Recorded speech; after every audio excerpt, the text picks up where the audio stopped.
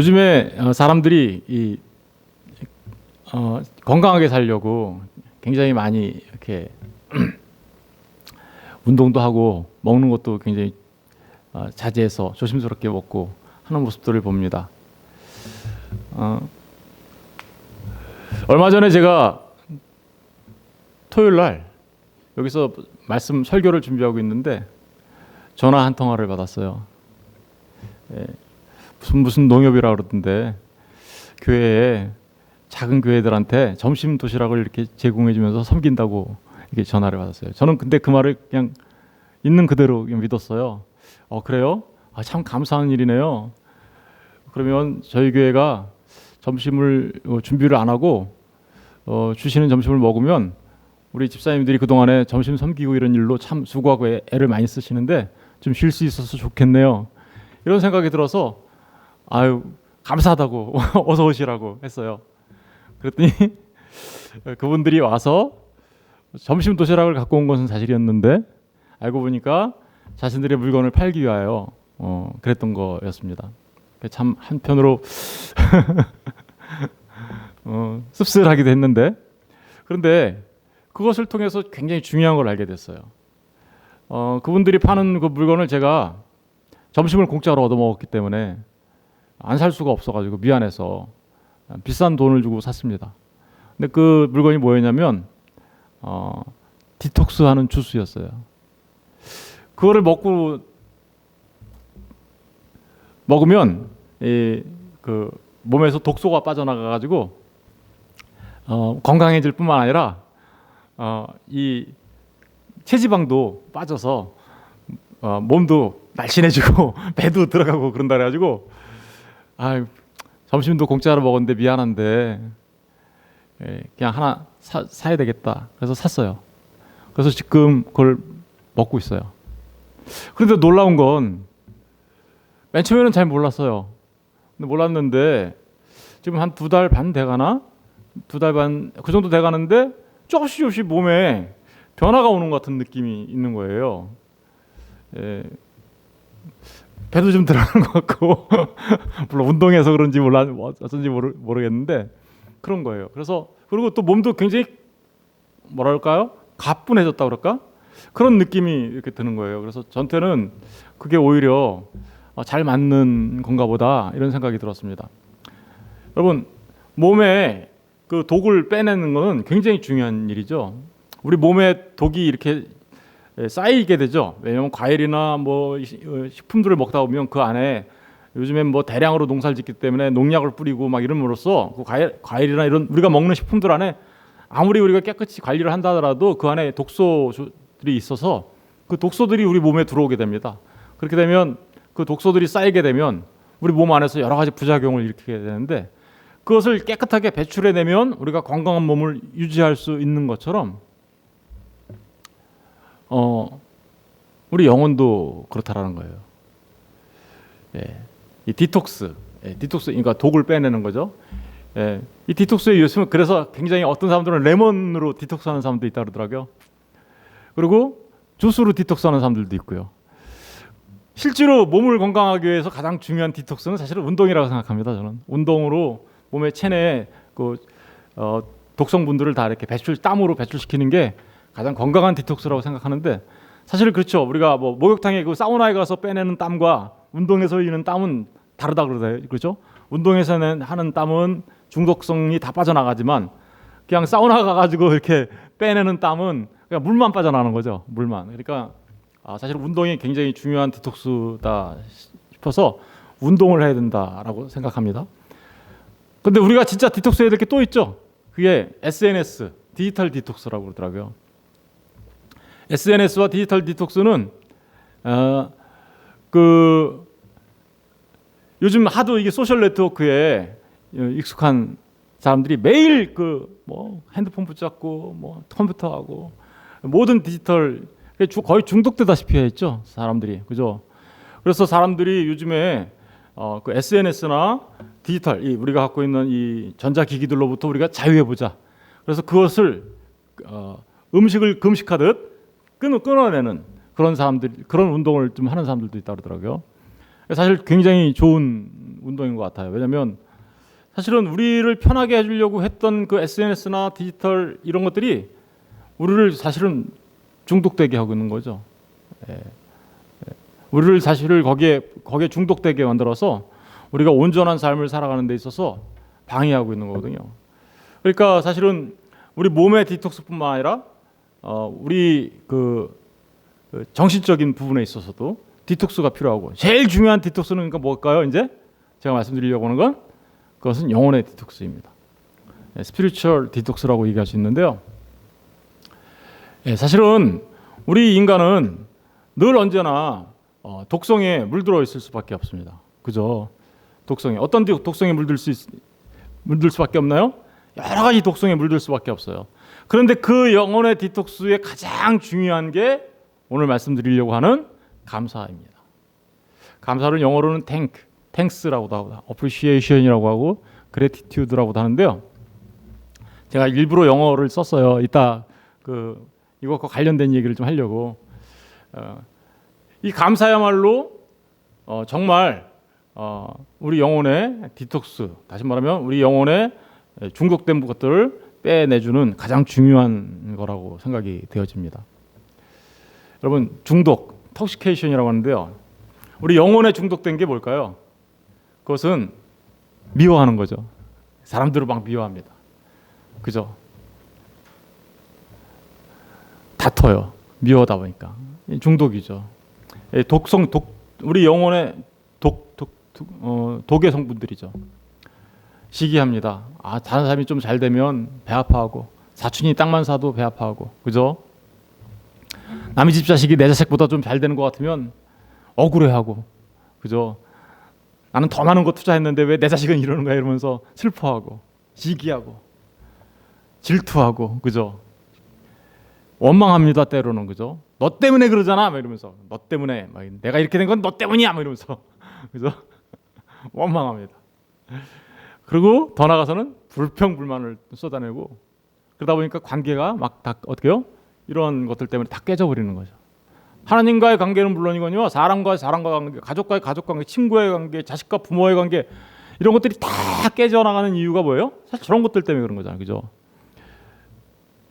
짜증이 납니다. 그래가지고 짜증이 나죠. 여러분, 이게 바로 우리 영혼이 독성분에 물들어 있다라는 증거들이죠. 그런데 이러한 독성분을 한순간에 없앨 수 있는 게 뭐예요? 그게 바로 감사입니다. 감사를 하게 되면, 그죠? 미워할 수 없겠죠. 다른 사람들한테 미워하는 것보다 감사를 찾기 시작하면 미워할 수 있나요? 오히려 감사해야 되는데. 감사한 사람하고 싸울 수 있어요? 감사하는 사람하고 시기할 수 있나요? 질투할 수 있나요? 원망과 불평, 짜증을 낼 수도 없는 거죠. 그렇죠? 그러니까 사실은 우리 영혼의 이 독성분을 모두 제거할 수 있는 방법은, 그것은 바로 감사하는 삶입니다. 감사입니다. 그런데 문제가 있어요. 이 감사가 그렇게 쉽지는 않다라는 겁니다. 쉽지 않죠, 그죠? 쉽지가 않아요. 이 감사가 우리의 감정과 직결돼 있기 때문에 그래요. 우리 감정을 우리가 스스로 컨트롤하기가 상당히 좀 어렵죠, 그죠? 우리의 감정이라는 건 사실은 우리 내 마음대로 내가 막 기쁘다고 해서 기뻐지는 것도 아니고, 감사하다고 해서 감사해지는 것도 아닌데, 이게 쉽지가 않다라는 거예요. 사실은 쉽지 않기 때문에 오늘 말씀이 있는 거예요. 오늘 말씀은 데살로니가서 5장 18절에는 범사에 감사하라, 이것이 그리스도 예수 안에서 너희를 향하신 하나님의 뜻이다.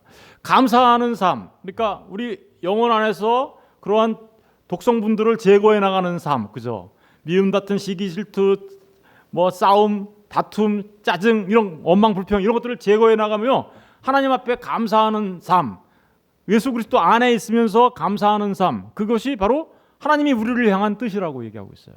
그런데 그게 쉽지 않다라는 게 문제가 있는 거죠. 그럼 알겠어요, 하나님, 그게 하나님의 기뻐하시는 거죠. 저 진짜 감사하는 삶 살고 싶어요. 정말 하나님 앞에 감사하면서 저도 그렇게 살고 싶어요. 이렇게 하는데 잘 안 된다는 거예요. 그래서 하나님이 뭐라고 하냐면요, 범사에 감사하라.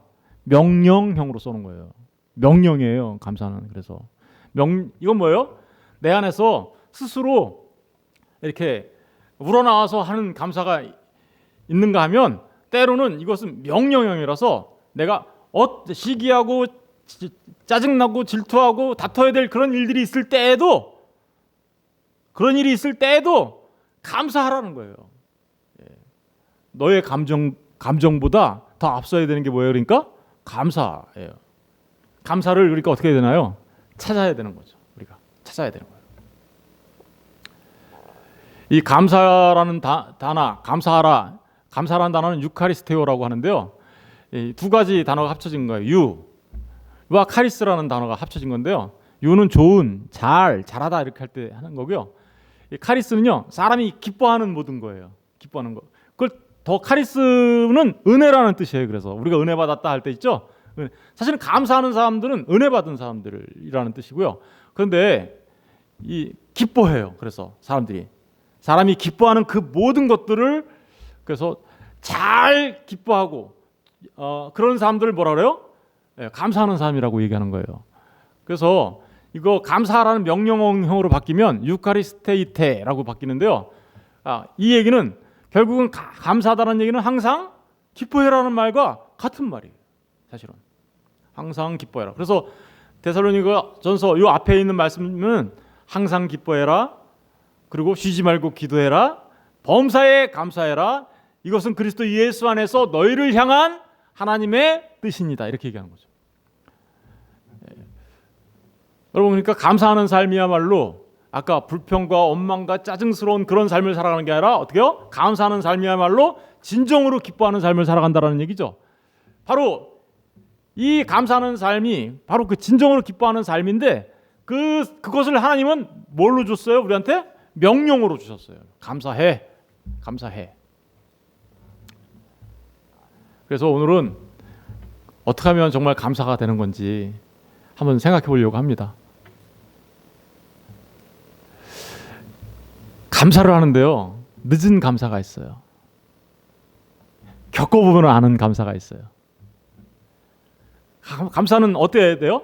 알맞은 때에 해야 되잖아요. 그죠? 알맞은 때에 해야 하는데 감사를 할 때 너무 늦어요. 뒤늦게 깨달아요. 제가 최근에 제가 우리 교회를 좀 알리려고 카카오 스토리를 했는데 카카오 스토리를 하다 보니까 이렇게 친구들이 생기더라고요. 전 알지도 못하는 사람들인데 근데 그 사람들이 참 좋은 글을 이렇게 올려서 가끔가다 저도 이렇게 읽는데 그 중에 오늘 설교하고 아주 딱 맞는 걸 이렇게 제가 봤어요. 그 사람 어떤 한 사람이 이런 글을 썼어요. 겪어보면 안다. 이런 제목으로 썼어요. 겪어보면 안다. 아까 여기 보면 겪어보면 안다. 똑같은 제목으로 썼어요. 다 아는 내용이지만 배고파 보면 안다. 밥이 하늘인 것. 밥이 하늘이라고 이분이 썼어요. 먹는 걸 아주 좋아하시는 것 같아요. 그죠? 네. 목말라 지쳐보면 안다.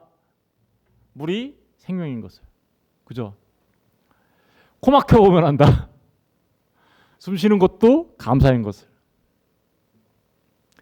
돌아보면 안다. 놀아봐라 한번. 고달픈 일터가 낙원인 걸 알게 될 거다. 아파보면 안다. 건강이 재산인 걸. 이른 뒤에 안다. 그것의 소중함을. 이렇게 갖고 있는데 평상시에는 별로 안 중요한 줄 알았더니 잊어버리는 거 아니까 엄청 소중한 이런 거 발견하게 되죠. 그런 뜻이에요. 이별해 보면 안다. 그 사람이 천사였음을. 예. 겪어보면 안다 이거예요. 지나보면 안다. 고통도 추억인 것을. 살아보면 안다. 아내가 최고인 것을. 이 사람이 이 글을 쓸 때가 결혼기념일 날이었어요.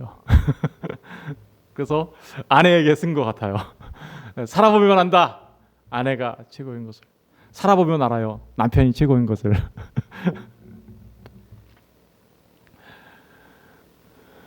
어느 카카오 스토리에서 본 글이에요. 제가 이걸 보면서 참 공감이 되죠. 그죠? 공감이 되고. 근데 한 가지 분명한 게 우리가 알 수 있는 게 있어요. 이 감사는 늦은 감사예요. 이 감사는 겪어보면 안다. 이미 때가 늦었어요. 그죠? 이미 때가 늦어서 저 글 안에는 뭐가 담겨져 있어요? 아, 겪어봤더니 그랬구나. 그런데 전에 그러지 못했구나 라는 후회가 담겨져 있죠. 예, 후회가 담겨져 있어요. 그러니까 감사는요, 타이밍이 중요해요. 정말 감사는 그거 겪어보지 않고 할 수 있는 감사, 그죠? 이런 감사가 중요한 거죠. 겪어보고 하는 감사. 예, 사실은 그것도 사실은 뭐 겪어보고 뒤늦게라도 그것을 감사할 수 있다라는 것 자체가 오히려 감사한 것이긴 하지만, 그죠? 그러나 이러한 감사는, 뒤늦은 감사는 그 안에 아픈 후회가 숨겨져 있습니다. 저는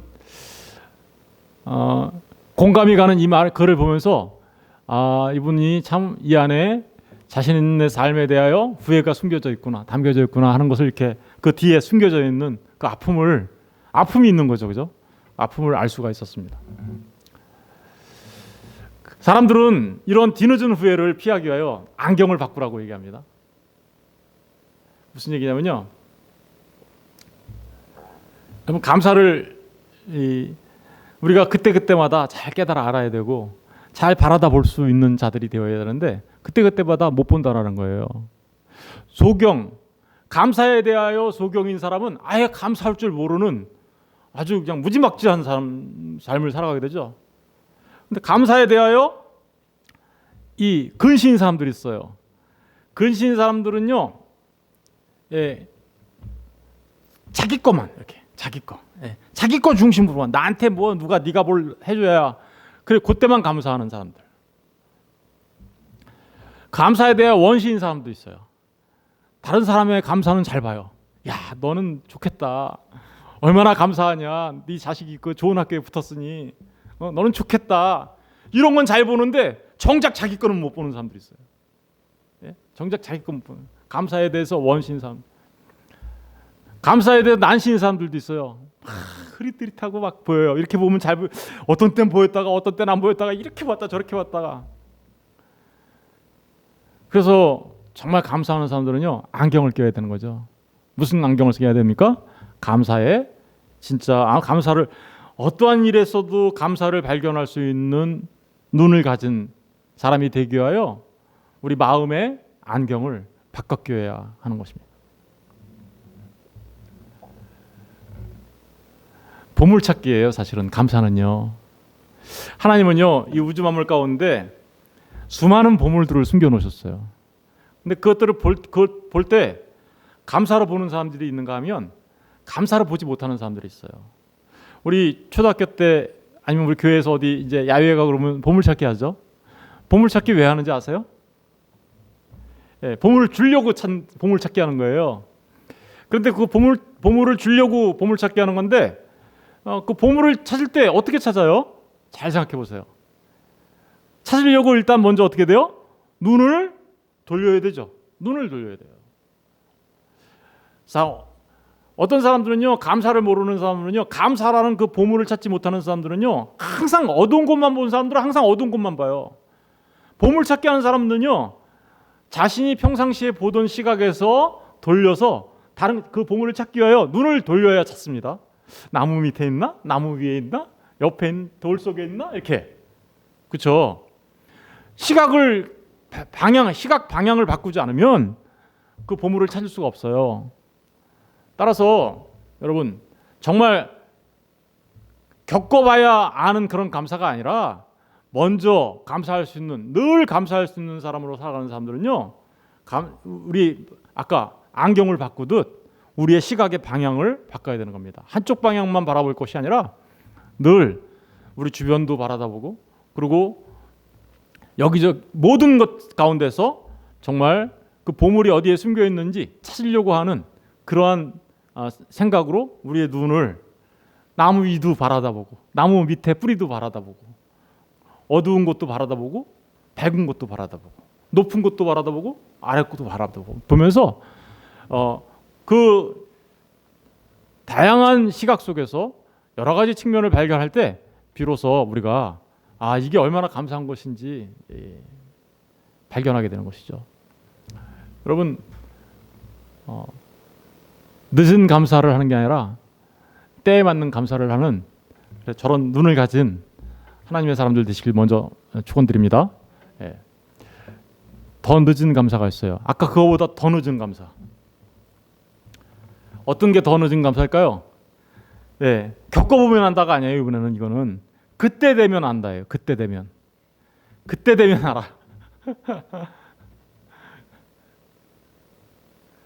계시록 20장 12절 15절 보니까 또 내가 보니 죽은 자들이 큰 자나 작은 자나 그 보좌 앞에 서 있는데 책들이 펴 있고 또 다른 책이 펴 있으니 곧 생명책이라. 죽은 자들이 자기 행에 따라 책들에 기록된 대로 심판을 받았으니 바다가 그 가운데서 죽은 자를 내주고 또 사망과 음부도 그 가운데서 죽은 자들을 내주매 각 사람이 자기의 행위대로 심판을 받고 사망과 음부도 불못에 던져지니 이것은 둘째 사망 곧 불못이라.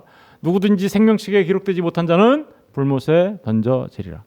예수를 믿는다고 생각하는데요, 감사치도 않고 그렇게 살아가요. 그런데 예수를 믿기는 믿으나 감사치도 않고 그렇게 살아가다가 예수님과 내가 동행하는 줄도 잘 모르고 그렇게 막 살아가다가 정말 하나님의 은혜를 받아서 구원받은 하나님의 백성이 있을 수 있겠죠? 저는 저와 여러분이 그렇게 되기를 원치는 않습니다. 근데 그런 경우가 있을 수 있어요. 마치 그 십자가에 달렸던 두 강도 중에 한 사람처럼. 그 사람은 얼마나 감사했을까요? 그런데 그 사람이 정말 감사하면서 감사한 것은 너무나도 늦은 감사죠.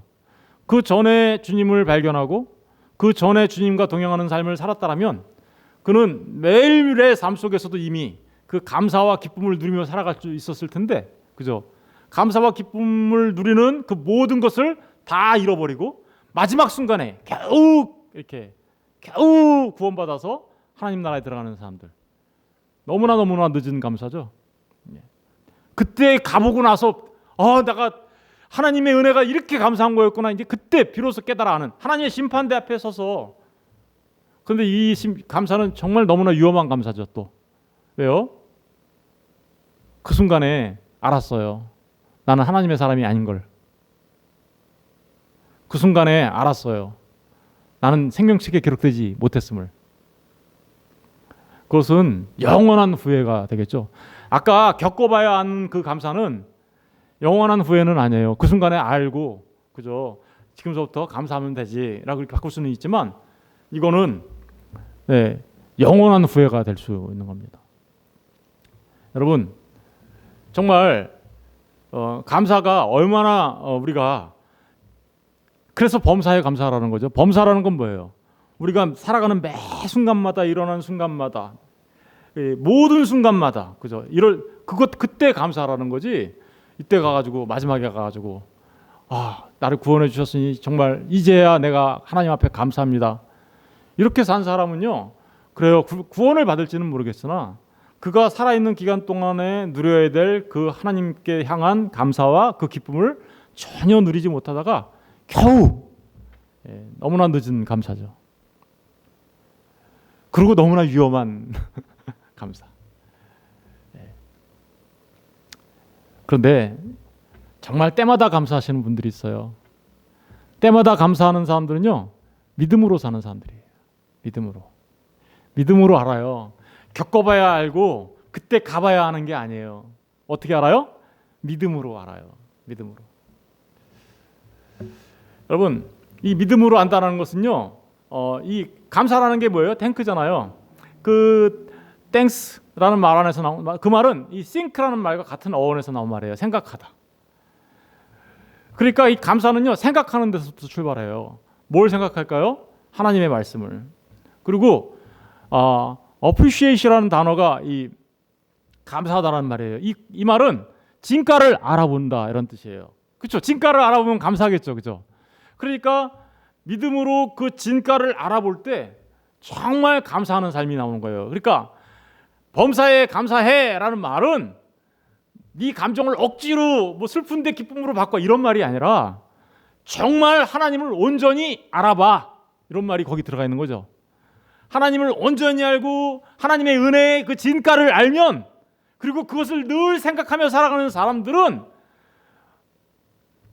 하나님 감사합니다 라고 말할 수밖에 없다라는 거예요. 진가를 아는 사람들, 그 진가를 아는 사람들만 감사해요. 사실은 때마다 감사합니다. 그래서 로마서 11장 36절에 사도 바울은 이렇게 기록하고 있습니다. 이는 만물이 주에게서 나오고 주로 말미암고 주에게로 돌아가미라. 그에게 영광이 세세 있을지어다. 사도 바울은요, 만물이 주로부터 시작되고 주로 말미암고 하나님께서 섭리하시다가 모든 것이 하나님께로 돌아간다는 사실을 알았어요. 그러면 알파와 오메가 되시는 하나님을 알게 된 거죠. 늘 그는 이 하나님을 생각하며 살았습니다. 그런데 그 온 우주 만물을 창조하시고 시작과 끝이 되시는 그 하나님을 안 사도 바울은 그 하나님을 또 뭐라고 얘기하냐면 이렇게 얘기합니다. 우리가 알거니와 하나님을 사랑하는 자 곧 그의 뜻대로 부르심을 이룬 자들에게는 모든 것이 합력하여 선을 이룬다. 그 하나님은 선하신 하나님이시고 좋으신 하나님인 걸 알았어요. 그 하나님을 믿는 사도 바울은 늘 감사하며 살아갔습니다. 어떠한 경우에도 감사하며 살아갔어요. 왜요? 모든 것이 합력하여 뭘 이루어요? 선을 이루시는 그 하나님의 선하심을 받기 때문에 그런 거죠. 믿음으로 감사하는 거예요. 그러니까 어떠한 경우에도 범사에 감사한다는 얘기는요, 어떠한 경우에도 감사한다는 거예요. 그래서 사도 바울은요 이렇게 얘기합니다. 빌립보서 4장 11절 13절에 보면 어떠한 형편이든지 나는 자족하기를 배웠나니 나는 비천에 처할 줄도 알고 풍부에 처할 줄도 알아. 그죠? 모든 일, 곧 배부름과 배고픔과 풍부와 궁핍에도 처할 줄 아는 뭘 배웠대요? 일체의 비결을, 이 모든 일체의 비결을 배운 사람이 감사합니다. 그죠? 왜요? 사도 바울은 왜 저런 고백을 하고 있을까요? 하나님이 시작과 끝이잖아요. 그리고 그 하나님은 모든 걸 합쳐서 선을 이루신 분이시잖아요. 나의 배고픔도 나의 배부름도, 그죠? 그 모든 것을 합쳐서 어때요? 나의 궁핍함도 나의 부유함도, 그 모든 것을 합쳐서 뭐를 이루어 가시는 분이에요? 선을 이루어 가시는 분이세요. 그 하나님을 믿는 사도 바울은 이렇게 얘기합니다. 내게 능력 주시는 자 안에서 내가 모든 것을 할 수 있느니라. 여러분, 저 고백이 진짜 감사의 고백이죠. 내가 능력 주시는 자 안에서 내가 모든 것을 할 수 있다는 것은요, 우리 크리스천이 마치 무슨 슈퍼맨이 된다 그런 얘기하는 거 아니에요. 저거는 어떠한 경우에도 하나님께 감사하며 내가 하나님께 의지하며 하나님께만 감사할 수 있는 그 믿음을 가진 사람이라는 의미가 바로 저 안에 있는 것입니다. 믿음을 가진 사람이 진짜 감사합니다. 저는 여러분에게 축원드립니다. 여러분들이 이렇게 고백하시길 원해요. 내게 능력 주시는 자 안에서 내가 모든 것을 할 수 있느니라. 여러분, 비천에 처해도 감사하고 풍부에 처해도 감사하고 배고파도 감사하고 배불러도 감사하고 풍부와 궁핍과 어떠한 경우에도 일체의 비결을 배워 하나님 앞에 감사하는 자들, 그들은 믿음의 사람들입니다. 하박국 3장 17절 18절에도요 하박국 선지자가요 이렇게 얘기했습니다. 비록 무화과나무가 무성하지 못하며 포도나무에 열매가 없으며 감람나무에 소출이 없으며 밭에 먹을 것이 없으며 우리의 양이 없으며 외양간에 소가 없을지라도, 보니까 뭐가 어때요? 계속 없을지라도. 근데 저거 반드시 있어야 되는 거죠, 우리가 살아가려면. 그런데 하박국 선지자는 없어도 이라고 얘기합니다. 왜 그랬을까요? 18절이 이유죠. 우리 18절을 다 같이 읽어볼까요? 시작. 나는 여호와로 말미암아 즐거워하며 나의 구원의 하나님으로 말미암아 기뻐하리라. 여러분, 일체의 비결을 배웠던 사도 바울이나 지금 이렇게 여호와로 말미암아 즐거워하며 나의 구원의 하나님으로 말미암아 기뻐하는 것, 이게 바로 아까 감사는 기쁨으로 이어진다 그랬잖아요, 그죠? 바로 그게 진정한 감사인 거죠. 왜 그럴까요? 그러니까 우리의 모든 감사와 기쁨은 어디서부터 나오는 거예요? 하나님으로부터 나오는, 그래서 우리의 믿음으로부터 나온다는 사실을 우리가 알 수 있는 거예요. 그러니까 하나님이 명령형으로 얘기한 거예요. 범사에 감사해. 그럼 뭐를 하는 거예요? 범사에 누구를 인정하라는 겁니까? 하나님을 인정해. 나를 인정하면 너희 안에 기쁨이 넘치게 될 거야. 그 얘기하는 거예요, 이게.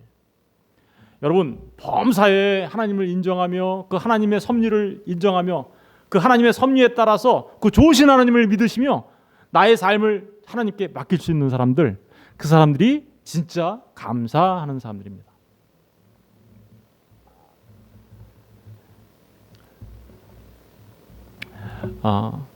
그리스 작가 중에 니코스 카잔차키스라는 사람이 있어요.